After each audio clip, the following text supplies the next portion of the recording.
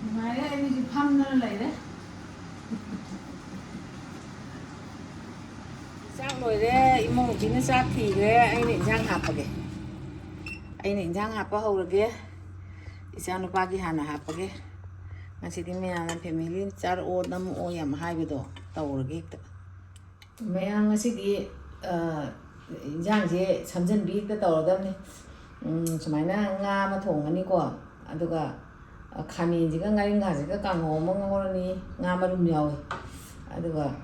sei sih nama pa sing ma sing chanam morok phadigom loi lei re aduga sida mai ji manga la ni ko aduga thabi ji ma hoi chak cha da soi ga cha ga do du su yam hawe ba mai cha ra ni sa ba ni na ba video ga nam ni da ra ni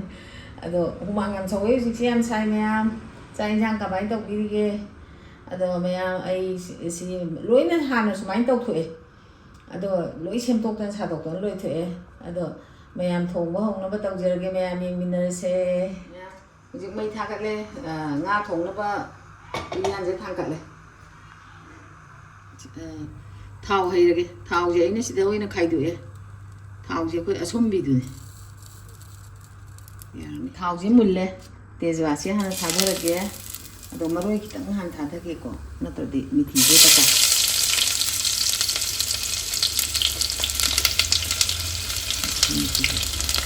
thì sẽ hấp chân lẽ để như thế thì mà rồi nhưng mà hấp chân lẽ gì ra mà cũng nhưng mà hấp chân lẽ cả rồi hấp cái bộ nó này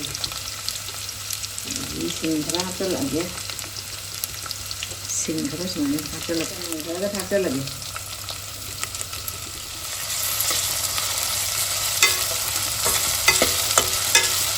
이 보컬 탁절래도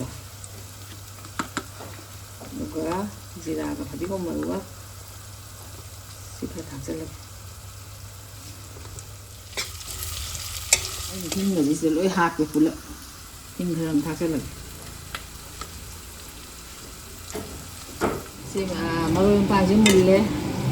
아저 nga 탁절래 nga mà cô ở chỗ 지금 하 빈 돈 나지 lúc lâu đi gần đây nga thôi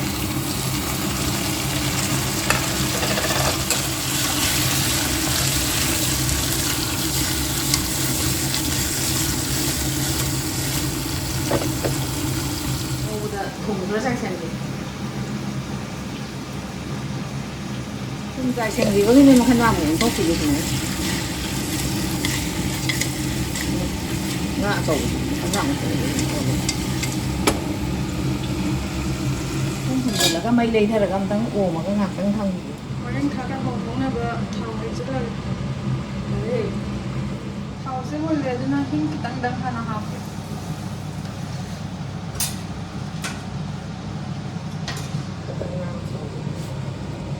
cái lâu mà học chân lần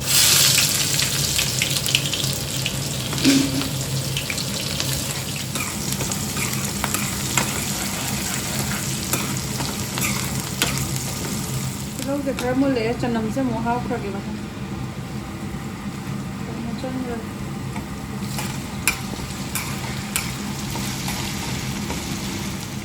sẽ một chân rồi đây chúng ta thùng rồi chứ ngồi đấy ra ngay mà sáng thì chúng ta chân đấy anh qua đi mà khôn làm đó mà làm thùng này đấy thùng nó bay nè xa đấy 이게 그냥 아마 다 잘라게 누가 바디곰과 지라가 수박 그럼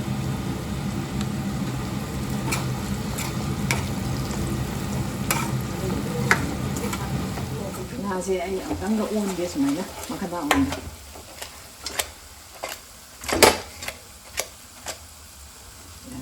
여기서 마린카 깨놓으면 나서 합천을 마른 맛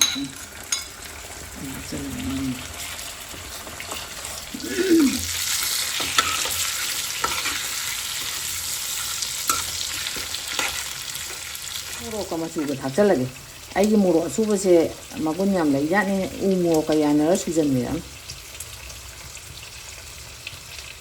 마수 그랑 다 잘라게 저기 뽕 다 쓰는 수지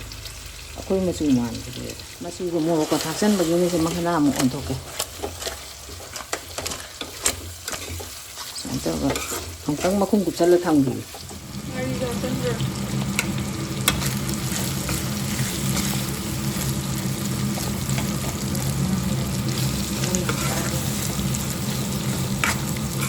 ꯃꯣꯔꯣꯛ ꯑꯁꯨꯕ ꯈꯤꯇꯪ ꯑꯃ ꯍꯥꯞꯀꯦ ꯑꯗꯨꯒ ꯃꯆꯨ ꯈꯔ ꯑꯃ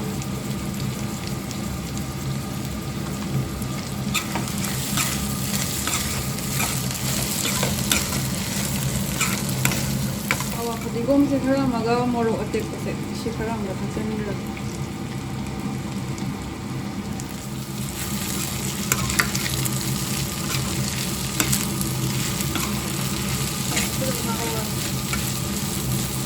ꯈꯥꯃꯦꯟꯁꯦ ꯑꯃꯨꯛ ꯍꯥꯞꯆꯟꯕꯤꯔꯒꯦ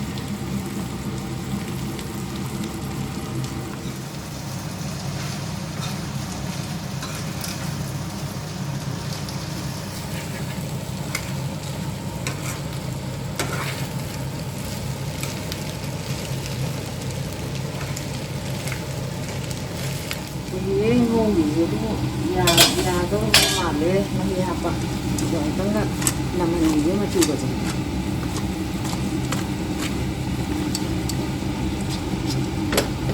ꯌꯥꯔꯅꯤ ꯃꯍꯤ ꯍꯥꯞꯄꯁꯤ ꯃꯍꯤ ꯍꯥꯞꯆꯜꯂꯒ ꯇꯧꯔꯒꯦ ꯃꯍꯤꯁꯦ ꯀꯪꯉꯕꯅꯤꯅ ꯌꯥꯔꯦ ꯃꯍꯤ ꯍꯥꯞꯆꯜꯂꯒꯦ ꯁꯨꯃꯥꯏꯅ ꯑꯣꯠꯀꯦ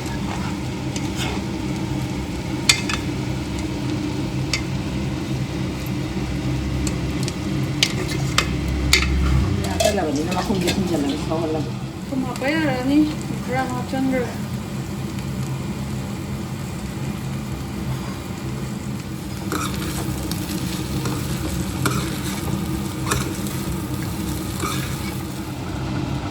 ꯑꯋꯥ ꯐꯗꯤꯒꯣꯝꯁꯦ ꯊꯥꯛꯆꯜꯂꯒꯦ ꯈꯤꯇꯪ ꯉꯟꯅ ꯃꯥꯅ ꯊꯨꯝꯁꯦ ꯉꯁꯥꯏ ꯉꯧꯕꯗꯨꯁꯨ ꯊꯥꯛꯈ꯭ꯔꯦ ꯑꯗꯨꯅ ꯊꯨꯝ ꯈꯔꯒ ꯊꯥꯛꯆꯜꯂꯒꯦ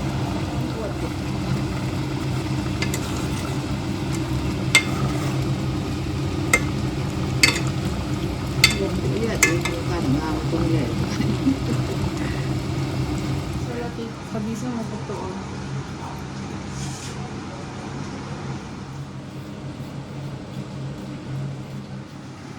ꯅꯨꯡꯉꯥꯏꯔꯦ ꯑꯩ ꯍꯧꯖꯤꯛ ꯐꯝꯗꯅ ꯂꯩꯔꯦ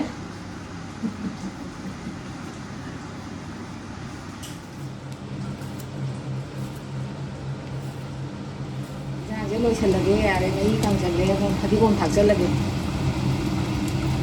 ꯌꯥꯔꯦ ꯃꯩ ꯃꯨꯊꯠꯂꯒꯦ ꯃꯩ ꯃꯨꯊꯠꯂꯦ ꯂꯣꯏꯔꯦ ꯀꯥꯡꯍꯧꯁꯦ ꯃꯨꯟꯖꯜꯂꯛꯑꯦ ꯐꯗꯤꯒꯣꯝ ꯊꯥꯛꯆꯟꯕ ꯌꯥꯔꯅꯤ ꯁꯤ ꯊꯥꯛꯆꯜꯂꯒ ꯂꯣꯏꯁꯜꯂꯒꯦ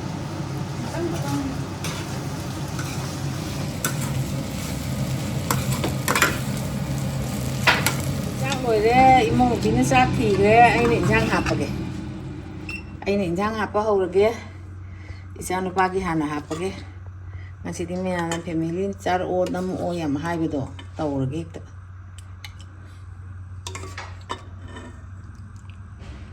ꯆꯠꯈ꯭ꯔꯦ ꯃꯀꯣꯛꯇꯣ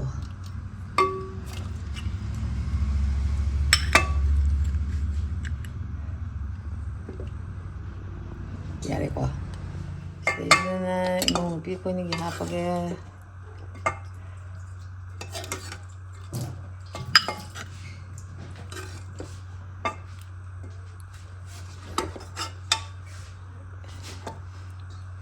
이바니기 얌 하버기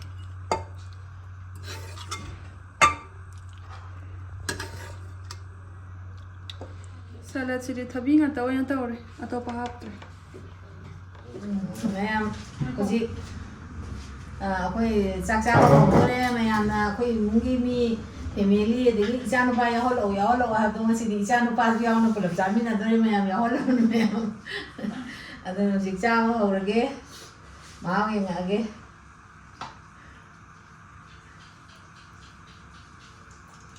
ꯑꯉꯥꯡꯕꯗꯤ ꯃꯆꯦ ꯑꯃ ꯍꯥꯟꯖꯔꯦ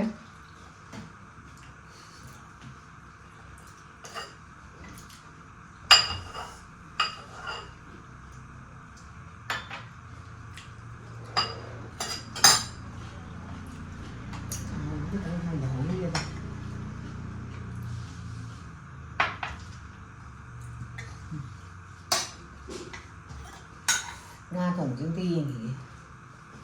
đi là gần như nữa sầu vẫn thì được phẳng thì cả hàng cháu kia gì gần được gia đình mình rồi gì tí trà vào đi na trà cái trà đấy đó là Nga thủng là gì mà cái máy nó tàu sân đấy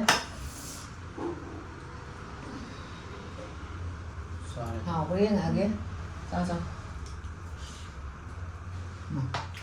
hào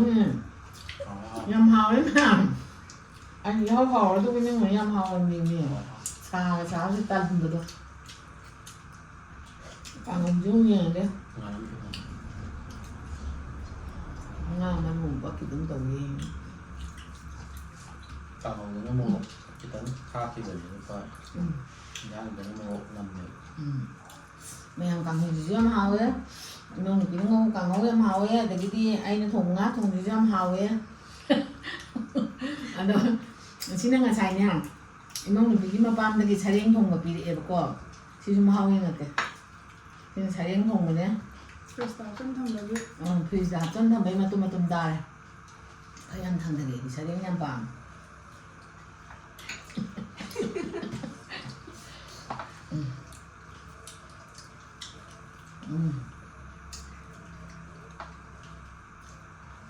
hào ấy xài đen thùng gì hào ấy mày làm hào đấy cho trai mau gặp punna yengminnare namito kimera lang tiyeng namito yeng di hari kani